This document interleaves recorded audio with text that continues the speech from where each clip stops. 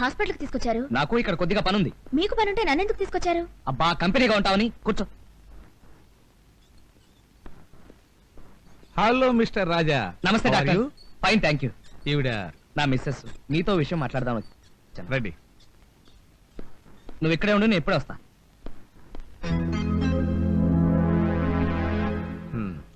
చెప్పండి. మరేం లేదు డాక్టర్, మా ఆవిడ ఇప్పుడు ప్రెగ్నెంట్. మేమేమో ఇప్పుడు అప్పుడే పిల్లలు వద్దనుకుంటున్నాం. మీరు ఒకసారి చెకప్ చేసి అబార్షన్ కి. మా లేడీ డాక్టర్ రాగానే మీ మిస్సెస్ ని చెకప్ చేయమని చెప్తాను.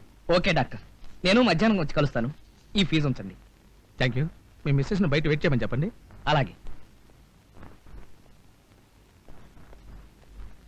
నేను ఇప్పుడే ఒక అరగంటలో వచ్చేస్తాను, నువ్వు ఇక్కడే కూర్చో.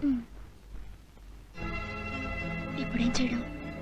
డాక్టర్ నన్ను చెకప్ చేస్తే నేను గర్భవతిని కాదు, కన్నెపిల్లనన్న విషయం బయటపడిపోతుంది. దాంతో రాజా నన్ను వదలకుండా తిరుగుతాడు. పైగా రేపే నా పెళ్లి. ఈ నాటకం నుంచి నేను ఈ క్షణమే బయటపడిపోవాలి. Good evening doctor. Good evening. పిలిచారట? ఏమి లేదు, బయట ఒక ఆవిడ కూర్చునుంది. పేరు సార్? పేరు అడగటం మర్చిపోయాను. అతను మిస్టర్ రాజా కాబట్టి ఆవిడ Mrs Raja. That's all. Okay sir. Excuse me. బయట మిస్సెస్ రాజా అని ఒక ఆవిడ ఉంటుంది, పిలువు. మిస్సెస్ రాజా ఎవరండి? నేనేనండి. డాక్టర్ గారు పిలుస్తున్నారండి. నేను వచ్చానని డాక్టర్ గారికి ఎలా తెలుసు? నమస్తే. నమస్తే, కూర్చోండి. మీరు మిస్సెస్ రాజా కదూ? అవును. ఆ బల్ల మీద పడుకొని చెకప్ చేయాలి. నేను మీకెలా తెలుసు? మా చీఫ్ డాక్టర్ గారు చెప్పారు.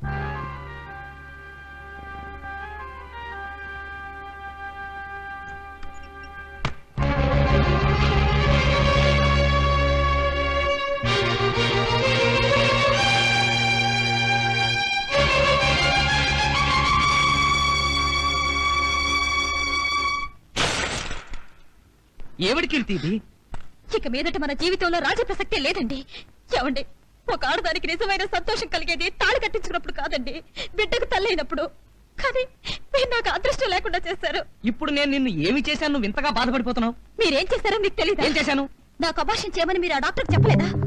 ఆ డాక్టర్ నాకు అబార్షన్ చేయలేదా? నీకు అబార్షన్ చేశాడా? చెప్పిన దానికి బాధపడకుండా నా ముందు నటిస్తారేమిటి? నో, ఇందులో ఏదో పొరపాటు జరిగింది కీర్తి. నేను అబార్షన్ చేయమని చెప్పింది నీకు కాదు, మరెవరికి? స్వాతికి. స్వాతి ఎవరు? ఆవిడ కూడా మిస్సెస్ రాజయ్యనా? అడుగుతున్నది మిమ్మల్ని. అది అది అంటే నా అనుమానం నిజమేనమాట. అది కాదు కీర్తి. మీరేం మాట్లాడకండి. చాలా రోజులుగా మీలో మార్పు వచ్చింది. నా భర్త నాకు ద్రోహం చెయ్యరు, నన్ను మోసం చెయ్యరు అన్న నా నమ్మకాన్ని మీరు సమూలంగా నాశనం చేశారు. మన ఇద్దరి మధ్య మరో మనిషి కాదు కదా. చివరకు గాలి కూడా చొరపడకూడదని నా పిచ్చి ఆశయాన్ని మీరు చాదస్తంగానే మిగిలి చేశారు.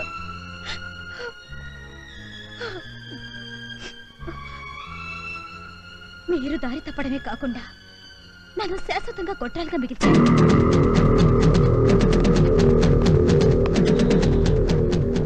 అంటే నీకు అబార్షన్ చేసేసారా?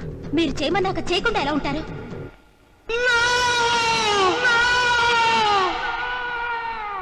ఇక నాకు బిడ్డలు పుట్టారని, పుడితే నా ప్రాణానికే ప్రమాదం అని డాక్టర్ ఖచ్చితంగా చెప్పేసింది. మీ ప్రేమకు దూరమైనా కనీసం నా బిడ్డల్ని చూసుకుని బ్రతికే అవకాశం కూడా లేనప్పుడు నేను ఇక్కడ ఉండడం అనవసరం. కీర్తి, లేదండి, ఇంకా నేను మీ భారీ స్థానంలో ఉండి మీ సంతోషానికి అడ్డు రావడం ఇష్టం లేకనే నేను మా ఇంటికి వెళ్ళిపోతున్నాను. నో కీర్తి, నో. నువ్వు వెళ్ళడానికి వీల్లేదు. నన్ను నేను తెలుసుకోకుండా తప్పు చేశాను. ఇంతకాలం నా సరదాలు సంతోషం కోసమే పరుగులు తీసి నేనొక భార్యకు భర్తనని, నన్నే నమ్ముకున్న భార్యకు నేను ద్రోహం చేస్తున్నానని గ్రహించలేకపోయాను. తీరా తెలుసుకునేసరికి నువ్వొక మోసపోయిన భార్యగా జీవితాంతం గొడ్రాలిగా మిగిలిపోయావు.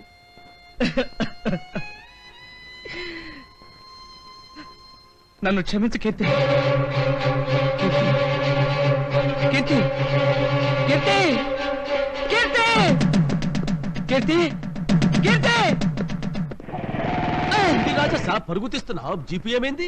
జీపు ఏదో రిపేర్ వస్తేను షెడ్యూల్ పంపించాను. నేను అర్జెంట్ గా బస్కి వెళ్ళాలి, వస్తాను. జర టైరో సాబ్, బస్సు అంటున్నావు. ఏది ఊరు వెళ్తావు? అదే శ్రీకాకుళం వెళ్తున్నానండి. శ్రీకాకుళమా? ఎందుకు? మా ఆవిడ కోసం. స్వాత్య? కాదండి, మా ఇంటి ఆవిడ కోసం. మా ఇంటి ఆవిడ ఊరికి వెళ్తుంది, అర్జెంట్ గా మ్యాటర్ అవుట్ చెప్పాలి, వెళ్తాను. సరే సరే, నువ్వు తొందరలో ఉన్నట్టున్నావు. నిన్ను బస్ స్టాండ్ లో డ్రాప్ చేస్తా పద. ఎవరు మీరా? వద్దండి, నేను ఆటోలో వెళ్ళిపోతాను. నాది బండి ఉండగా నువ్వు ఆటోలో వెళ్తానంటావు. జర కూర్చో, మాట్లాడుకుంటా కూర్చో. పట్టుకుంటే వదలు. జీళ్ల పాకం అంటే వీడే కదా. అయితే మీ ఆయనకి స్ట్రాంగ్ డోస్ ఇచ్చావు అనమాట. డబుల్ స్ట్రాంగ్ డోస్ ఇచ్చాను. పాప ఆయన గిలగలాడిపోతుంటే నేను విలవిల్లాడిపోయానే. బుద్ధి రావాలంటే ఆ మాత్రం డోస్ తగలాలని ఇలా వచ్చేసాను. బుద్ధి రావడం సరే, మీ ఆయన పెళ్లికి వస్తారంటావా? తప్పకుండా వస్తారు. దిగు సాబ్. ఇక్కడ దిగిపోతే బస్ స్టాండ్ లో నా జీవితం దిగబడిపోతుంది. అదేంటి సాబ్? కొన్ని విషయాలు కొంతమందికి చెప్పలేము. అదంతే. నా ఫేస్ చూడండి. అయితే నువ్వు ఈ బైక్ మీద కూర్చో భాయ్. నేను లోనికి వెళ్ళి మా ఫ్రెండ్ కొడుక్కి 4 అత్యంతలు వేసి వచ్చేస్తాను. మీరు పెళ్లికి వెళ్ళొచ్చే లోపల నా పని పెటాకులైపోతుంది. నేను ఆటోలో వెళ్ళిపోతా. నేను బైక్ మీద తీసుకు వెళ్లకుండా నువ్వు ఎలా వెళ్తావు భాయ్? అది కాదు సాబ్. నమస్తే సార్. ఏమిటయ్యా నీ కాలుకేమైంది? పెళ్ళ ఉండగా ప్రియురాలకి ప్రేమ లేక రాసి దానికి స్టమక్ చేశాడు. కడుపు చేశాక దాన్ని వదిలేశాడు. అందుకే వీడిని ఈ విధంగా సన్మానం చేశాం. వీడి గొడవ మనకి ఎందుకు గాని లోనికి వెళ్దాం, వస్తావా? వీడి పొజిషన్ చూసాక కూడా ఎందుకు రానంటాను. రండి వెళదాం. స్వాతి స్వాతి స్వాతి ఆయన వచ్చేసరే. అయితే ట్రీట్మెంట్ మొదలు పెట్టు. రాజా సార్, వీడిని చూస్తూ ఉంటే కడుపు మండిపోతుంది. పెళ్ళాన్ని మోసం చేసినందుకు ఒక కాలు తీసేశాం. ప్రియురాల్ని మోసం చేసినందుకు 2వ కాలు తీసేస్తే ఎలా ఉంటుంది సార్? ఖాన్ సాబ్, ఈ ప్రశ్న మీరు నన్నే అడగాల. పైగా నేను అర్జెంట్ గా బస్ స్టాండ్కి వెళ్ళాలి. కీర్తి ఎక్కడుందేంటి? కీర్తి ఎవరు సార్? కీర్తి ఎవడు ఖాన్ సాబ్? అయితే మూర్తి అన్నావా? అన్నానా? ఆ? మూర్తి అన్నాను. మూర్తి. అచ్చా అచ్చా, బయట బయట. కీర్తి ఎక్కడుందేంటి? కీర్తిది ఎక్కడికి రాజా సాబ్? కాలు తిమ్మిరెక్కినట్టుంటేను ఒకసారి అట్లా తిరగొద్దామని. కాలు తిమిరి ఎక్కిందా?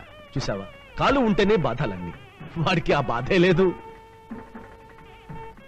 పుల్లూటు వాయించి నా పెళ్ళాలకే లైట్ కొట్టాలని చూస్తావురా? చెప్తా.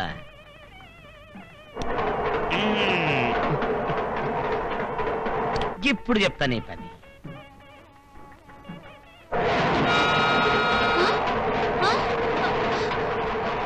ఏమైందయ్యా నీకు? వంటకాలు వచ్చిందే కానీ నీకు బుద్ధి రాలేదు. ఏమిటండి ఇక్కడ కూడా? లేవండి. ఏం లేదు, ఉన్నట్టుండి నాకు జీటీలో వెళ్తున్న ఫీలింగ్ వచ్చింది. ఏమిటి గా ఫీలింగ్ పోనీకి జర ఖుషీగా ఈ ఫ్లూట్ వాయిస్తావు. ఏమిటి? అరే ఈ ఫ్లూట్ కాల్ నీకెందుకు? గది నేను చెప్తా. వద్దు సార్, మనం వెళ్ళి హాయిగా భోంచేద్దాం పదండి సార్. అంతనేనా? అంతే సార్, నువ్వు వెళ్ళి లేడీస్ పత్రిలో భోంచేయి.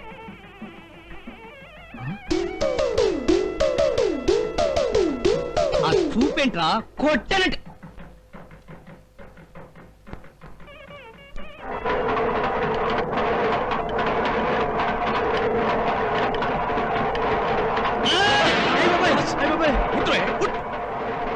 ఇప్పుడు ఏమిటి బే?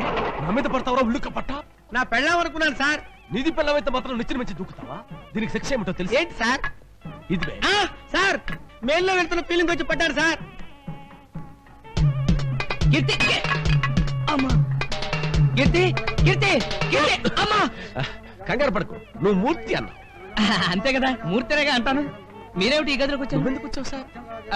నేనా సరదాగా కాలు తిమ్మిరెక్కింది కదా, వాకింగ్ చేద్దామని. అవును అవును, కాలు తీమిరెక్కింది కదా. అవును, ఇక్కడ కూడా పరుగులు తీస్తున్నావు ఏంటి? కొంపతీసి ఇక్కడ కూడా నీ భార్యని మరదల్ని జాయింట్ గా తీసుకొచ్చావా? క్యా సాబ్, మా రాజా సాబ్ ని పట్టుకుని భార్యా మర్దలు అంటున్నారు? మా రాజా సాబ్ మీకు ఇంత ముందే తెలుసా? చాలా బాగా తెలుసు. ఓసారి మెలోడీ థియేటర్ కి తన భార్యని మరదల్ని తీసుకొచ్చాడు. కానీ కిందకి పైకి తిరగడంలో మేనేజర్కు అనుమానం వచ్చి నాకు ఫోన్ చేశాడు. అప్పుడు నేను వెళ్ళేసరికి ఎంత పెద్ద గొడవ అయిందంటే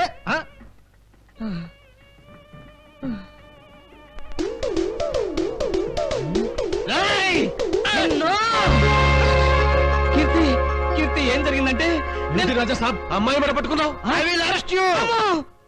అమ్మా స్వాతి,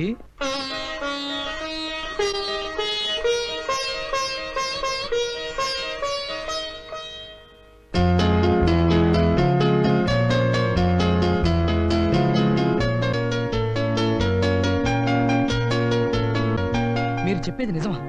అవును సాబ్, జరిగిందంతా నాకు స్వాతి బాయన కీర్తి బాయన చెప్పారు.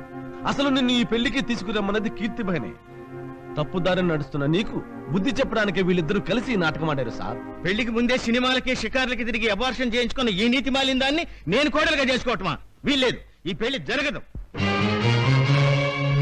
తొందరపడకండి. మీరు అనుకున్నట్టుగా స్వాతి రాజాగారి భార్య కాదు. రాజాగారి భార్య నేను. అసలు ఏం జరిగిందంటే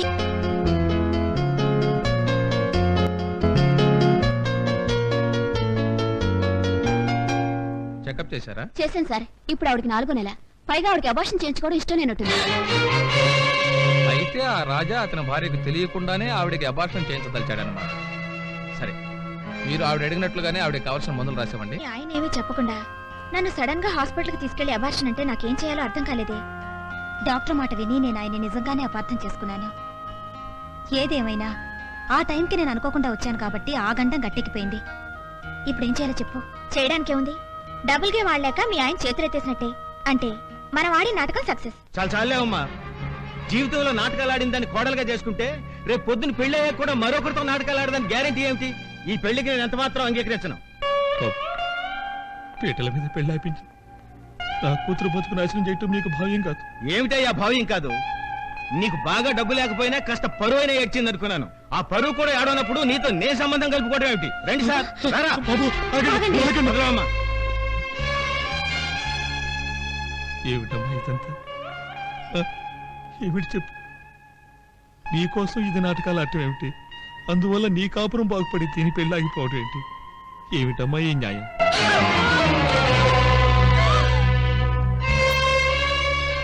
మీరేం బాధపడకండి. ఆ చలపతిరావు కాళ్ళు విరగ్గొట్టైనా సరే ఈ పెళ్లి నేను జరిపిస్తాను. ఆగండి. అలా చేయడం వల్ల దీని పెళ్లి జరగదు. జరగకపోతే వారం రోజులు తిరగకుండా ఇంతకంటే మంచి సంబంధం తీసుకొచ్చి పెళ్లి చేస్తాను. జరిగింది తెలిసాక వాళ్ళు మాత్రం చేసుకుంటారా?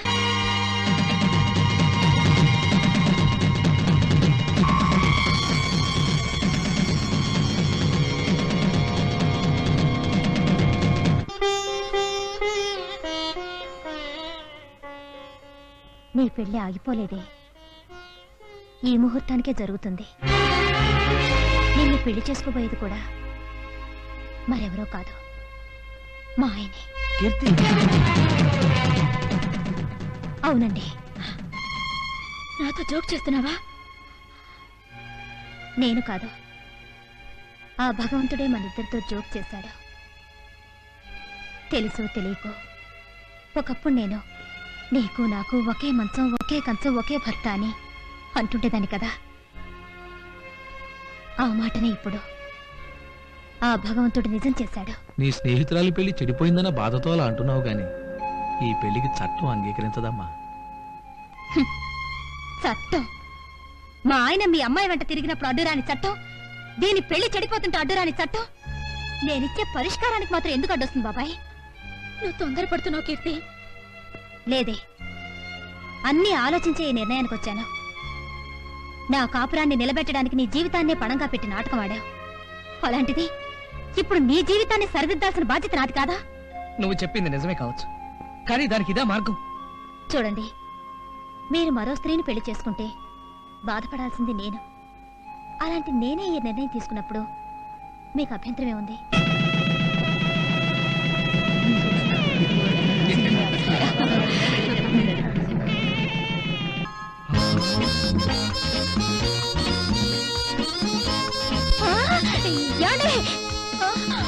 అయ్యో, ఏమండి?